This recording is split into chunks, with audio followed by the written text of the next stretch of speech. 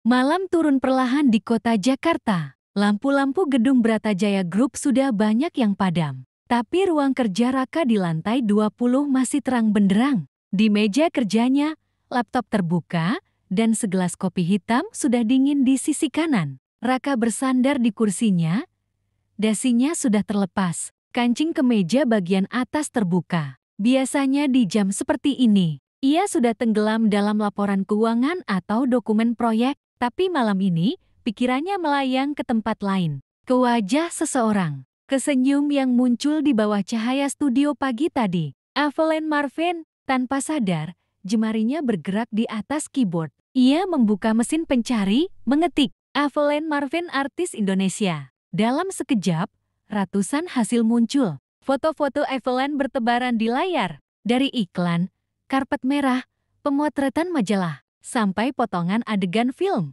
Semua menggambarkan pesona yang nyaris sempurna. Tapi di balik setiap gambar, Raka justru melihat sesuatu yang lebih dalam.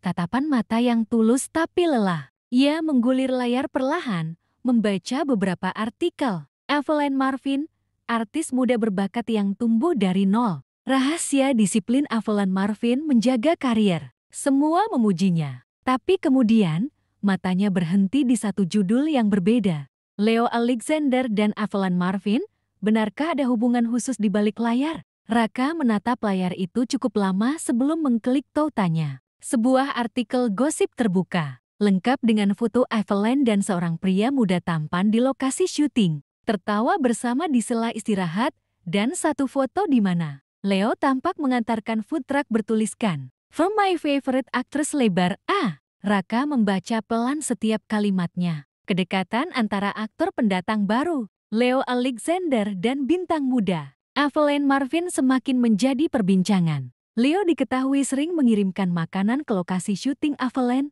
dan keduanya kerap terlihat bersama di luar jam kerja. Meski belum ada konfirmasi resmi, banyak fans meyakini bahwa mereka sedang menjalin hubungan. Raka menatap layar itu lama, bahkan terlalu lama. Ada sesuatu yang berdenyut di dadanya, bukan marah. Bukan juga cemburu, tapi campuran keduanya yang membuat dadanya terasa sesak. Ia mencoba menepisnya. Itu cuma gosip murahan, gumamnya. Tapi nadanya terdengar seperti pembelaan yang tidak meyakinkan. Tapi matanya tetap terpaku pada satu foto di artikel itu. Evelyn sedang tersenyum, berdiri di samping Leo. Senyum itu lembut, tapi berbeda dari senyum yang ia lihat pagi tadi di mobil. Senyum itu tampak dipaksakan. Raka menyipitkan mata. Dia tidak terlihat bahagia.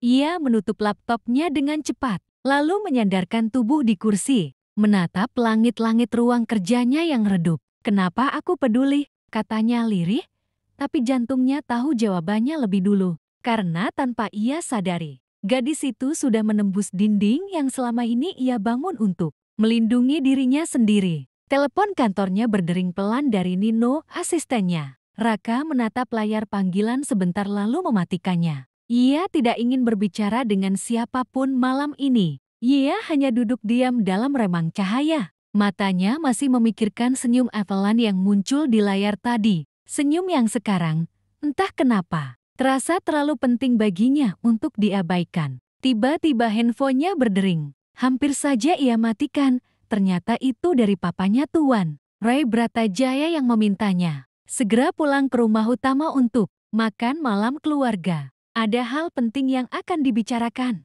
Tanpa berlama-lama lagi, Raka segera pergi. Dia juga akan membicarakan acara pertunangannya dengan Evelyn.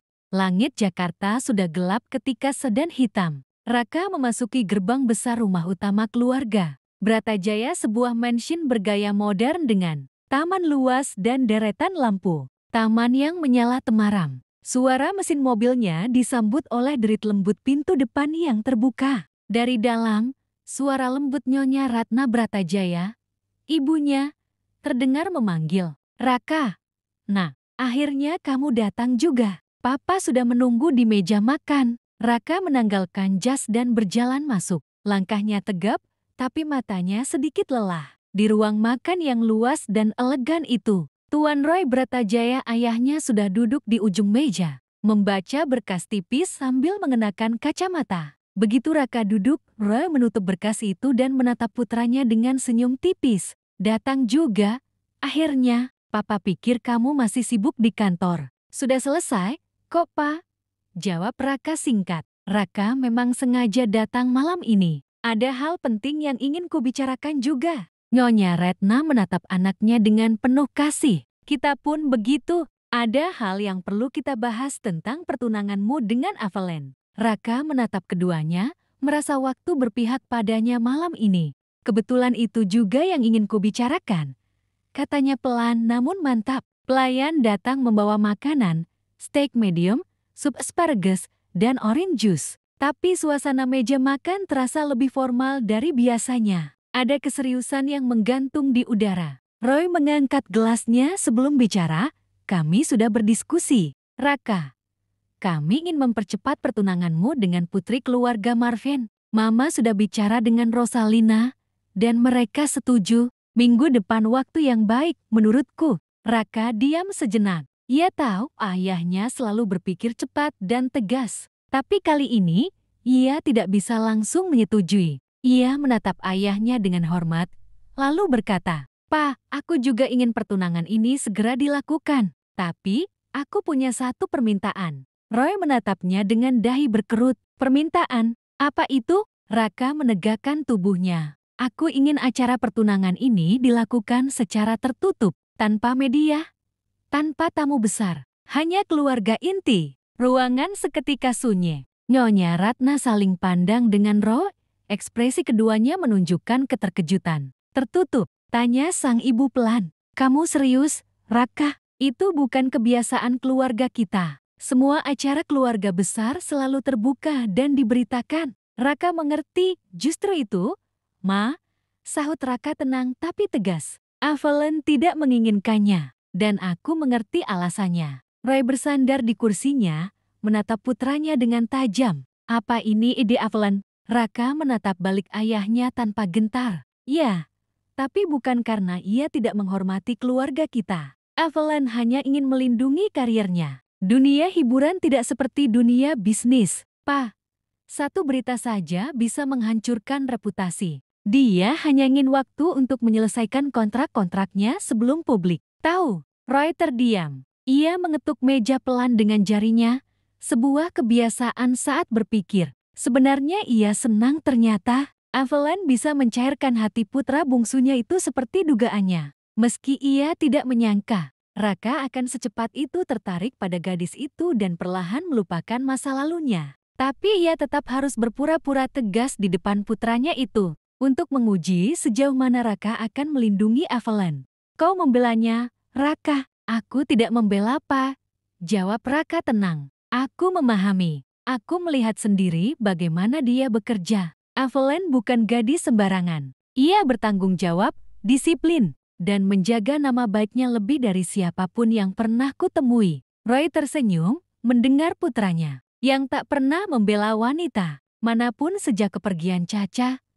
Ia lega akhirnya. Raka mulai membuka diri. Nyonya Retna menatap anaknya dengan lembut, sedikit tersenyum. "Kamu berbicara dengan cara yang berbeda malam ini, Raka, seperti benar-benar mengenalnya." Raka menatap ibunya sejenak, lalu menunduk. "Aku berbicara seperti biasanya, Ma. Aku hanya tidak ingin melihatnya diserang media hanya karena pernikahan ini, dan itu juga akan berdampak pada keluarga kita," jawabnya berdalih. Roy menarik napas panjang. "Aku mengerti maksudmu, Nak. Tapi keluarga kita bukan keluarga kecil. Setiap langkah akan diperhatikan publik. Jika kita tiba-tiba menggelar pertunangan secara rahasia, itu bisa menimbulkan spekulasi juga." Raka menatap ayahnya dengan tenang namun penuh keyakinan. "Maka biarlah mereka berspekulasi, Pa. Aku lebih memilih menanggung omongan orang daripada melihat Evelyn dijatuhkan media karena nama keluargaku. Kita tidak akan jatuh hanya karena sebuah spekulasi tak penting." Suasana hening, hanya suara jam dinding yang berdetak perlahan. Roy menatap anaknya lama dan untuk pertama kalinya setelah sekian tahun, ia melihat cahaya tekad yang sama seperti dirinya dulu ketika masih muda. Akhirnya Roy menghela napas dan meneguk minumannya pelan. "Baiklah, kalau itu yang kamu yakini, Papa tidak akan menentangnya." Raka menatap ayahnya, sedikit terkejut. Papa setuju. Ia tidak menyangka ayahnya tidak rumit kali ini. Roy tersenyum kecil. Kau pria dewasa, Raka. Jika kau sudah punya alasan sekuat itu, Papa percaya kau tidak akan menjatuhkan nama keluarga. Nyonya Ratna menyentuh tangan suaminya lembut, lalu menatap Raka dengan mata teduh. Mama juga setuju. Tapi janji satu hal, Raka, lindungilah Evelyn sepenuh hati. Ya, kalau kamu sudah mengambil langkah ini untuknya, jangan biarkan dia berjuang sendirian. Dan lain kali bawalah dia ke sini. Katakan padanya, Mama juga fansnya. Mama sering menonton drama-dramanya. Raka menatap kedua orang tuanya. Dadanya terasa hangat. Ia mengangguk pelan. Baiklah, aku janji.